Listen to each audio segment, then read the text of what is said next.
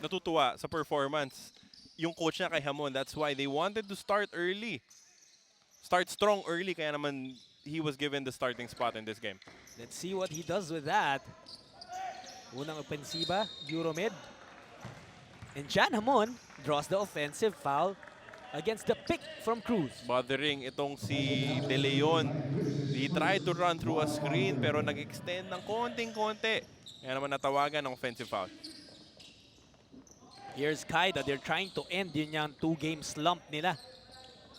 Which was a little surprising dahil nga very dominant sila sa unang 5 laro. But that pass from Terzo was too strong for Robles. Miscommunication there for Robles and Terzo. Akala ni Terzo, he will remain dun sa corner itong si Robles. Pero siya, nag-cut naman. That's why it led to a turnover. Euromid. Sila kay Cortez, natapik ni Maikes. He trails, completes the steal. Binigay kay Billy Ray Robles, who gets trapped and throws it away. Abundo to Villahermosa, the hot hand. Mar, his first attempt, gets fouled. Will head to the line for 2 free throws. Very careless para kay Robles. Nung na-feel niya na na-trap siya dun sa shaded area, bigla na lang tinapon yung bola without knowing exactly kung kanino niya ipapasa, which led to that turnover and 2 free throws para kay Villahermosa. Unang free throw ni Mar, that's good. And what you don't want to do is give him an opportunity na makakuha agad ng rhythm in this game. Exactly. Shooting very, very well in their last 2 games. Villahermosa, mataas na, napakataas na nung kumpiyansa ng batang ito. Earlier, bago yung pagdating niya pa lang dito, tinanong nga natin kung makakatatlo ba siyang sunod-sunod na player of the game. Tinawanan lang tayo. He's a humble kid. O yun naman tinanong niya sa atin, kailan daw yung replay nung last game nila? Kasi yung mga kaibigan niya, yung mga relatives niya, gusto ulit mapanood yung best player of the game performance niya. Dexter Maikes, strong to the rack.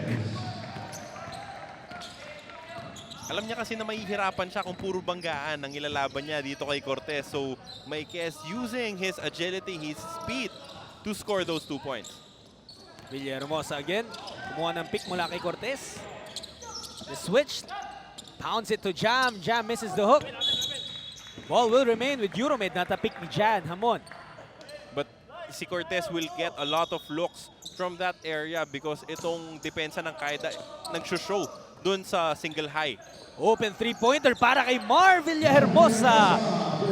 He gets going early in this game. The worst possible outcome para dito sa Caida ay nangyayari. Sa pagbubukas ng ating laro, 5 points para kay Villahermosa. Expect him to be aggressive for the rest of this game. Amon to Terzo. Single digits on the 24. Amon forces up a shot. Almost falls but not. Cortez ang kumuha ng rebound. Abundo looking for Villahermosa again. Slick dribble from Abundo. Bukas na naman sa 3 si Villahermosa. Misses that. Amon decides to pull it back. Terzo to Maikes. The big thought about the 3. Kumagat si Jam Cortez. Terzo, baseline J, short. Here comes Euromed. Abundo calling the play. He goes to the other side, hands off to De Leon. Pick from Cortez, 7 on the clock. Samboy De Leon for 3. Off the board. And the foul ang itatawag ng ating referee sa pag-box out ng ating manlalaro. Veteran move mula dito kay Marvin Hayes. Naramdaman niya yung konting contact, so he sold the call, getting a foul mula dito kay Cortez. Maikes, nasa kanto. Ganap ng kakampi, labas kay Robles. Ikot sila sa kabilang side. They go back to Maikes. He fakes a 3. At sabi ni referee, nauna raw ang paa sa dribble. Again, we've been talking about this for so long dito sa PCBL. No? 95% ang FIBA rules na kinuha natin dito sa ligang to. So if you ever so slightly lift your pivot foot before tumama sa sahig, yung inyong dribble, traveling agad ang itatawag sa'yo. Sharp eyes of our referees monitoring the players' movements. Si Cortez naman ang aatake kay Maikes. Tulak ng bahagya and he misses the runner. Billy Ray Robles nagmamadali, gives it up to Terzo, who attacks Villahermosa too strong, but Marvin Hayes there for the putback. Not quitting on the play, trailing. Kahit na may dalawa na siyang teammates na nauna on the break, finishing off and scoring 2 more points para sa Caida. Abundo, punta ulit sila kay Villahermosa. Robles has the tough task of shutting down Mar. My guess gets the second steal of the game.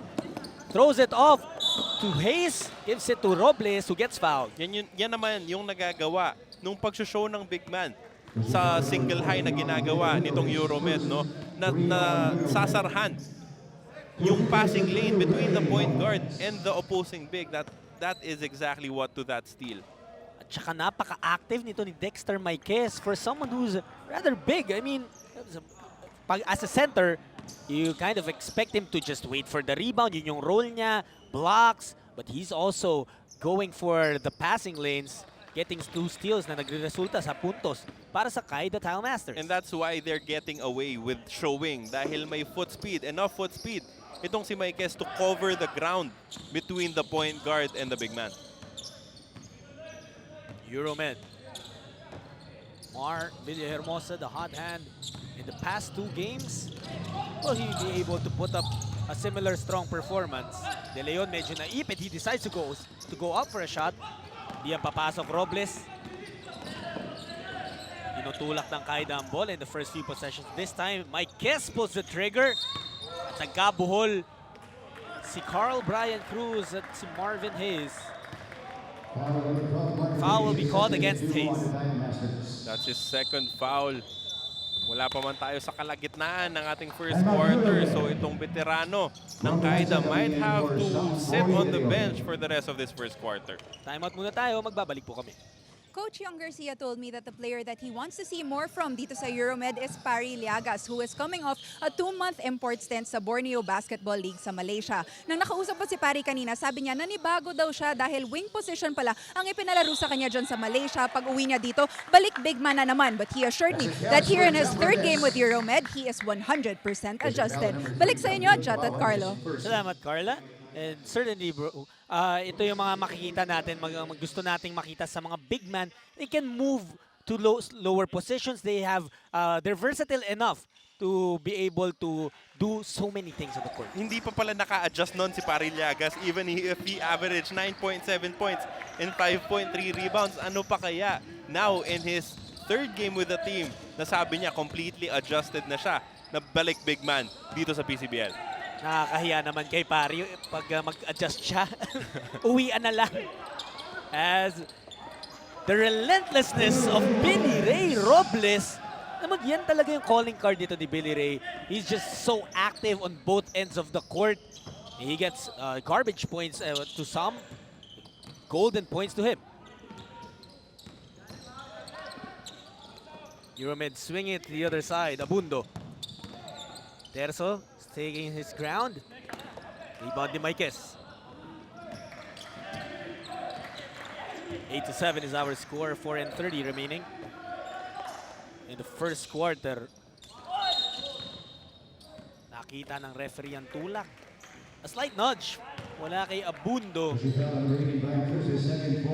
And now we get to see Pari Liagas check into the ball game. Ito yung mahirap na combination para sa mga kalaban ng Euromed. Pag nagsasabay si Cortez at si Liagas sa sahig, 2 very talented big men, parehong nakakashoot sa mid-range, parehong nakaka-penetrate at nakaka-score sa baba. So you have to pick your poison against them.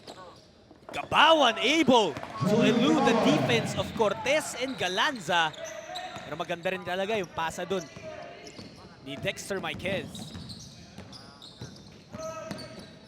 Euromed, Cortez.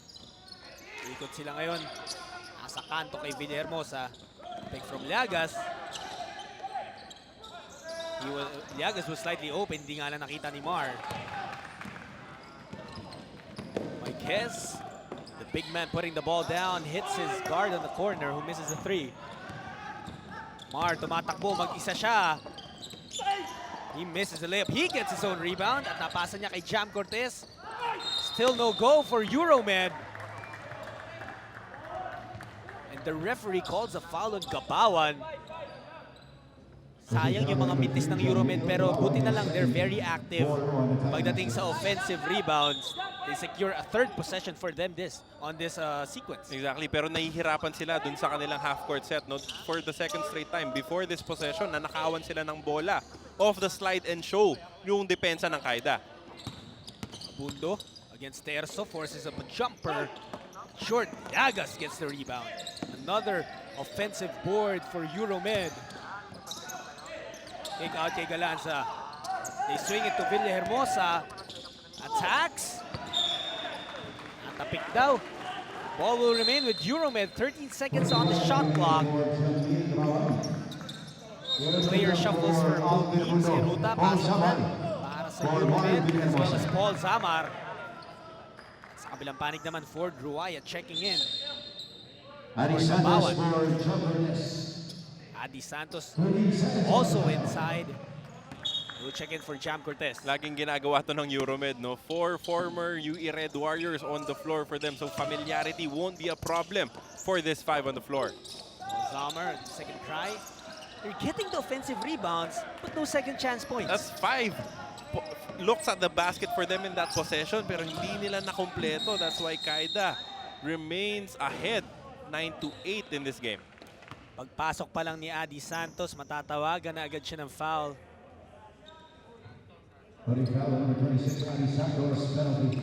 Mahirap naman kasi talaga iurong ito si Dexter Maikes.